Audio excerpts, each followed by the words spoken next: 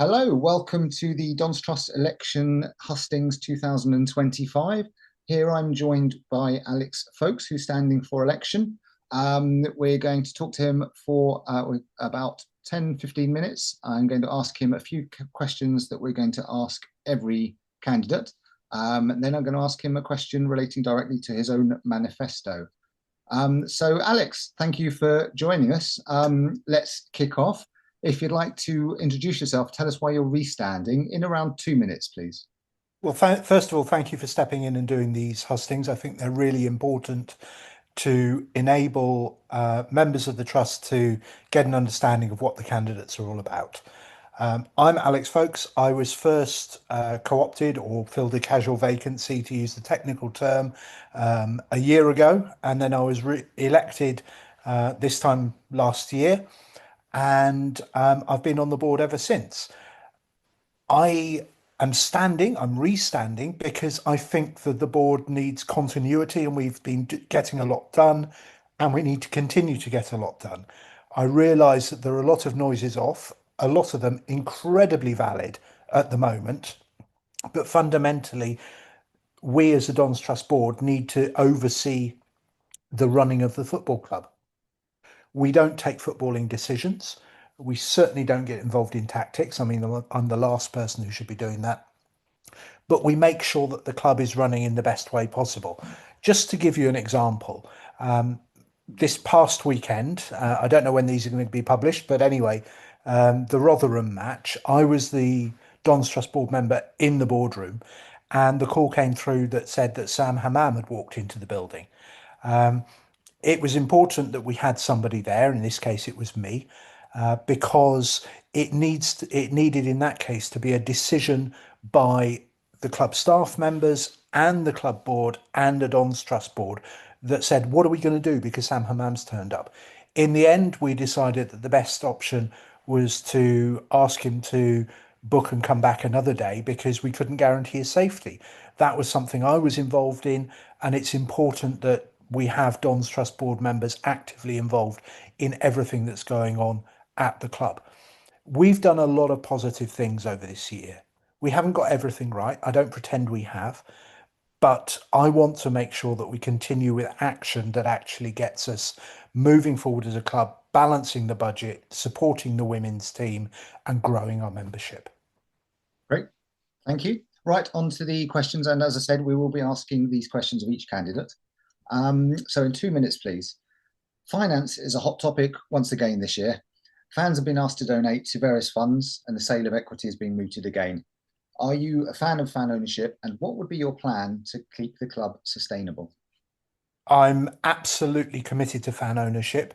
I want the fans, the members of this club, to have majority control of it. I wouldn't support at any stage the idea that we go below that. But I know that we have financial issues, just as everybody in football does. Football has become an arms race financially. Millionaire members of the Football League are happy to put money in and escalate that. And it used to be in the Premiership only, then it moved to the Championship, and now it's in League One and League Two as well. And we're having to compete. I don't know the actual detailed budget for our players this year, but I suspect it's less than half of what Rotherham put on the pitch last Saturday. Talking to their owners, that seems to be the case. So we're in that arms race. We have always done two things really well. Firstly, we've always outperformed our budget. And the second thing is we've always developed new players, both at academy level and first team level, who were able to sell on to get a profit to balance our books. But that might not be enough. So I'm open to the idea of reducing the fan ownership level to the 50 plus one idea. That doesn't mean we have to sell down to 50 plus one. It just means we're open to new investors and going below the 75% level. That loses us, the fans, a little bit of control, but we would still have majority control. And with that majority control, we would be able to stop anything that we didn't like in our club. But what it would do would bring in new money, investment first of all, but also, and I think this is crucial, I would want a new investor to bring in working capital as well, capital that we can use not just for capex, for capital expenditure like expanding the stadium, but also for investing in the playing squad to make sure we keep our League One status. We've done really well so far this season, but it's a long season. So I think we need to look at that, be open to new investors, but never going beyond the idea of having overall fan control. Okay, thank you. Okay, question number two. We're talking about the Don's Trust relationship with the club and the PLC. If there was one thing you could change about that relationship with the club and or the PLC, what would it be and why? At the moment, I think that relationship works pretty well. We employ professionals, the club staff, to manage the day to day. We also have a club PLC that manages the finances and manages the football side of things and oversees that. We, as the Dons Trust Board, oversee the whole thing. We decide the policy. Occasionally, a financial impact will be so great that we have to decide it. It's no secret to say that the Ali Al Hamadi sale breached that financial impact, and so the Dons Trust Board had to sign off on it.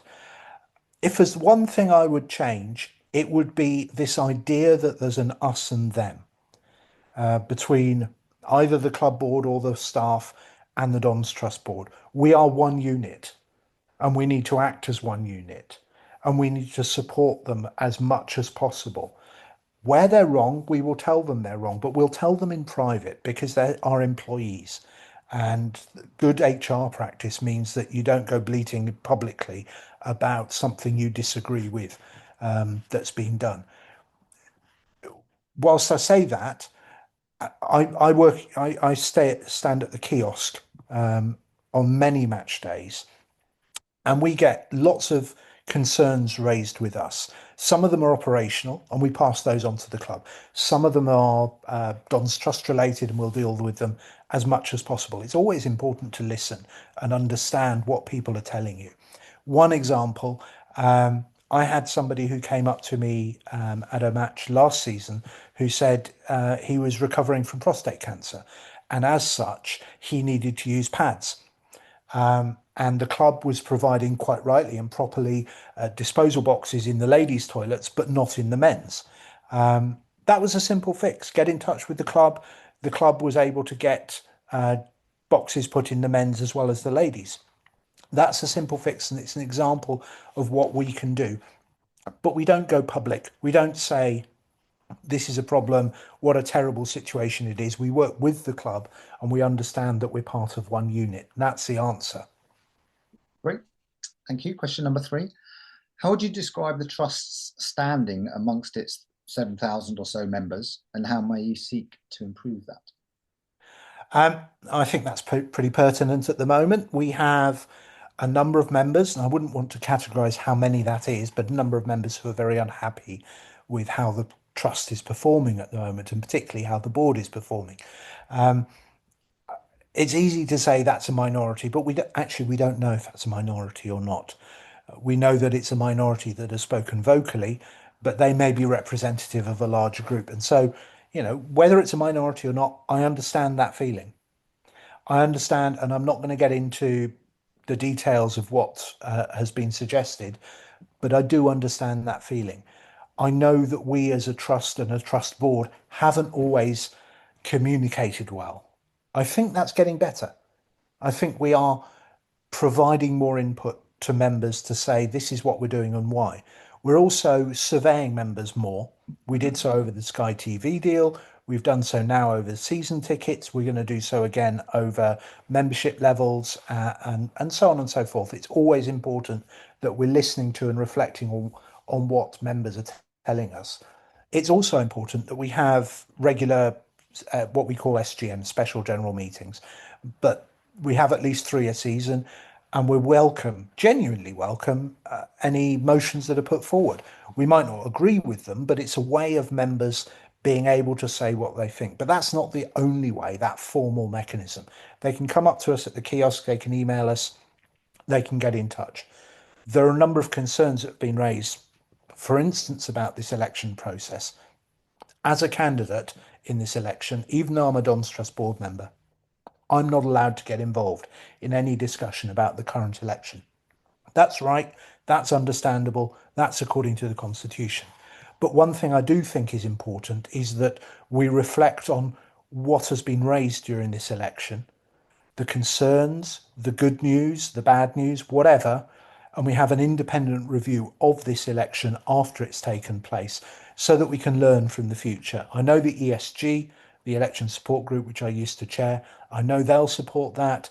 I'll support that. There are a number of board members already that'll support that. I think that's the best way to go to make sure that in future our elections are as vibrant and as democratic as possible. Great.